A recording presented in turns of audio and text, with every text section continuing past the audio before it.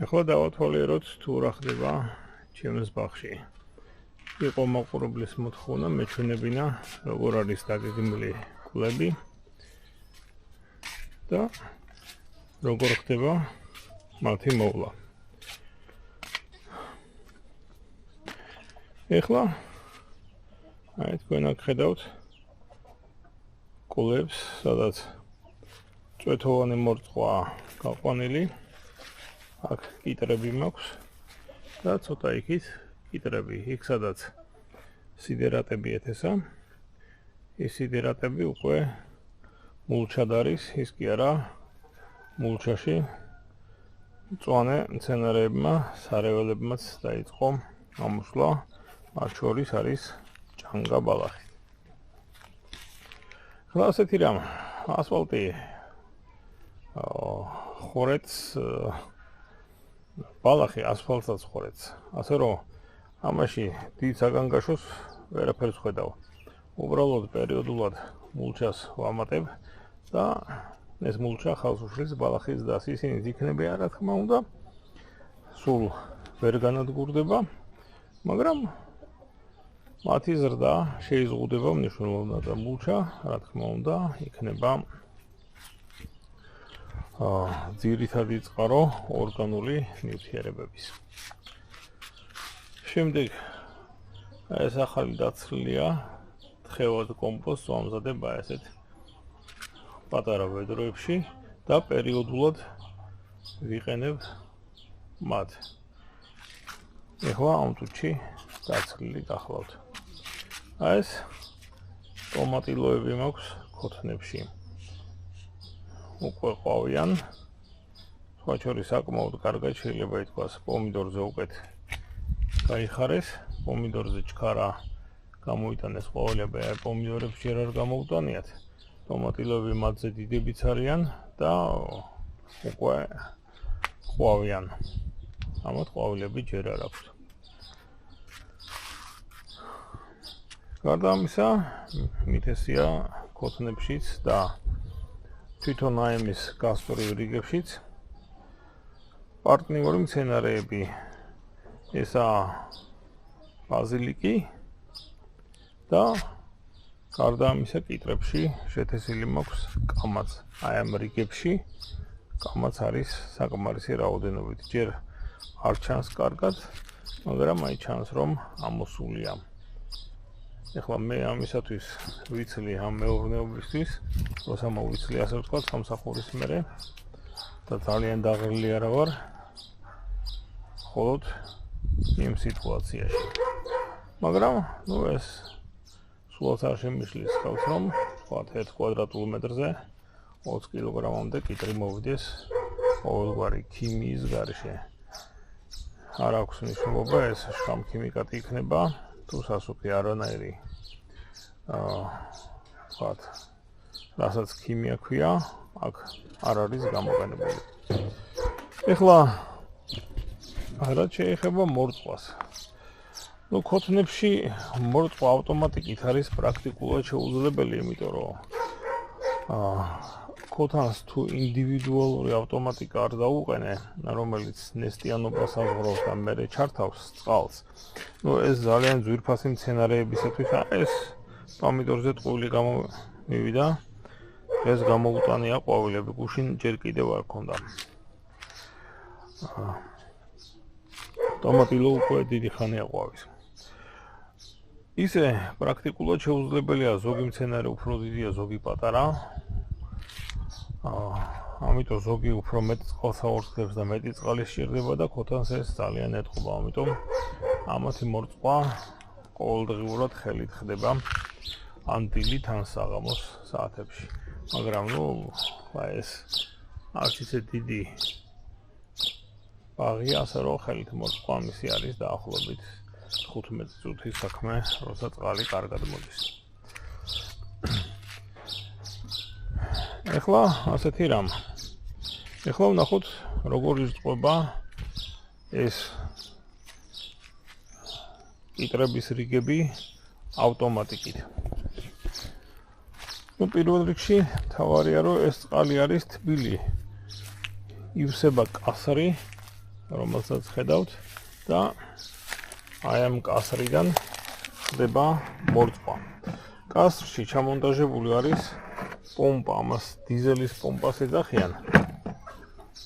ეხლა მე მას გადავდგამ და აი გაჩვენებთ რომელი პომპაა ჩადგმული. ეს პომპა 12 ვოლტიანი პომპა გახლავთ.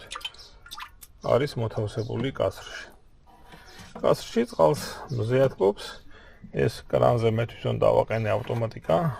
პრინციპი არის რა, ეს цаრიელი მაგრამ სიგრძეები არის ჩაყრილი ბოთლია, რომელიც აი თუ წყალი დაიწევს და დაბლატავა, შეღადეთ ის იუსება, მაგრამ მე თავისით კეტავს იმის როცა ამომგდები ძალა იმუშავებს. ნუ უნიტაზის პრინციპია რა, შეკედლოთ თქვათ უნიტაზის მექანიზმი გამოგეყენებინათ, არაფერი არ დაშავდებოდა.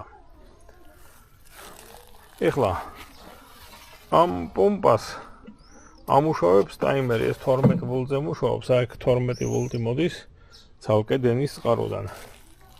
და აი აქ რაც ხდება შემდეგ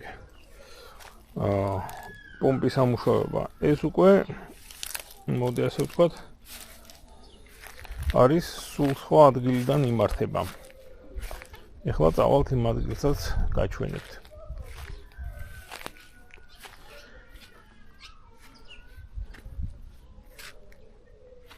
ის ავტომატები, რომლებიც იყიდება ეხლა აგრარულ მაღაზიებში არის ძალიან ძვირი. ცოტა ნორმალური ერთ 220-230 ლარი. ეხლა რას მე გაჩვენებთ? ის დაგიждდებათ სადღაც თავის კვების ბლოკებიანად ალბათ ერთი 30 ლარი მეტი არა. ეხლა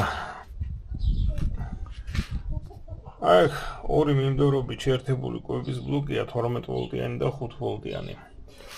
იმიტომ რომ მანძილი საკმაოდ ბევრია და ძაბვის ვარდნა საკმაოდ არის, ამიტომ რომ არ მოხდეს ესე რომ იმ მოტორს ძაბვა არ იყოს, ამიტომ 17 ვოლტზე ვამუშავებ. აქედან 17 ვოლტი გადის. შემდეგ ამ აკუმულატორებს ყურადღებას ნუ მიაქცევთ, თუ იქნება თუ არა უშავს. იმიტომ რომ ეს აკუმულატორები არის ჯამში 4-ჯერ 3.7 სადღაც 15 ვოლტის ახლოს და ეს არის მისი BMC, ანუ Battery Management System. ეს ლითიუმის აკუმულატორებია, რომლებიც ამუშავებენ იმ ჩვენ 12 ვოლტიან მოტორს, იმ შემთხვევაშიც კი თუ დენი არ არის, მაგრამ დენი როგორც წესი არის. ასე რომ აი ეს და ეს შეგიძლიათ აქ არ დააყენოთ.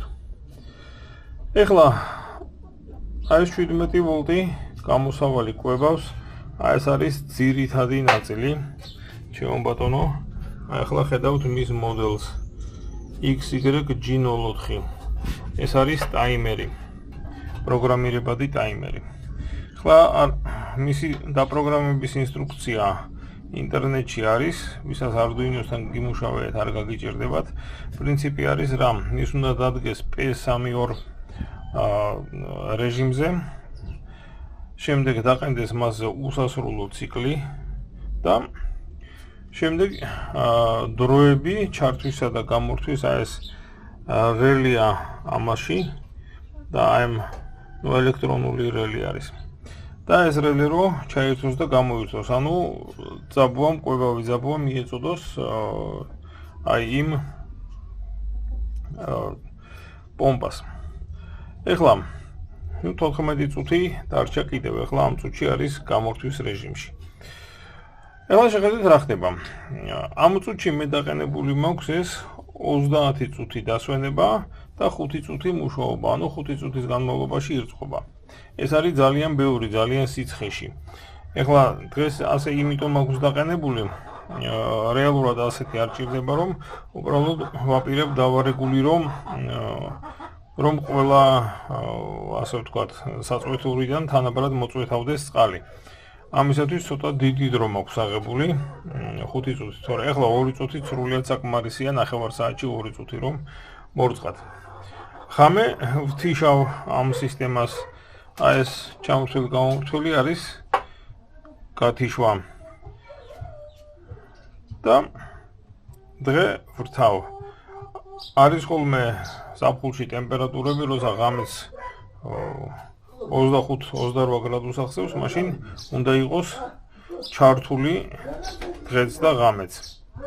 მაგრამ ეხლა ღამე საჭირო არ არის.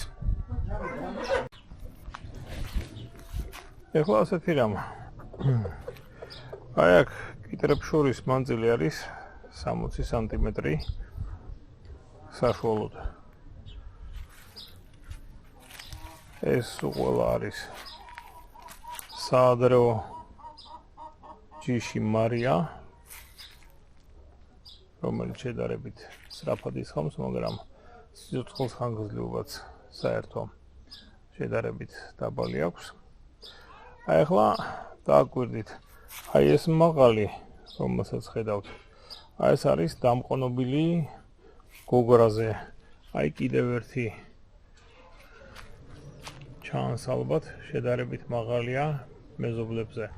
ესეც გოგრაზე დამყნობილი გახლავთ და აი კიდევ უფრო მაღალი სხვებზე ესეც გოგრაზე დამყნობილია.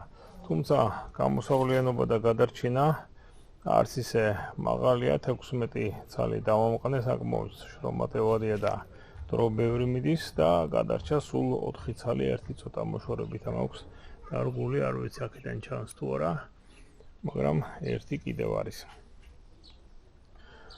ნუ ნახოთ როგორ მოისხამენ. ეხლა ესენი ყველა არიან კარგ მზეში, არ არიან დაჩრდილულები და თქვათ შარშანდელთან შედარებით უკეთესი მოსავალი უნდა მოგვწეს.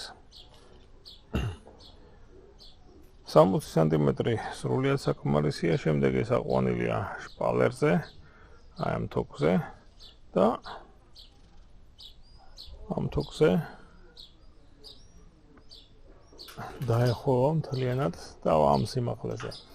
მერე როდესაც განშტოებებსაც მივცემ საშუალებას გაიკეთოს, უკვე აი ესე განივი თოკებით დამჭირდება რამდენიმე ცალი, ეხლა ჯერჯერობით მათი საჭიროება არ არის.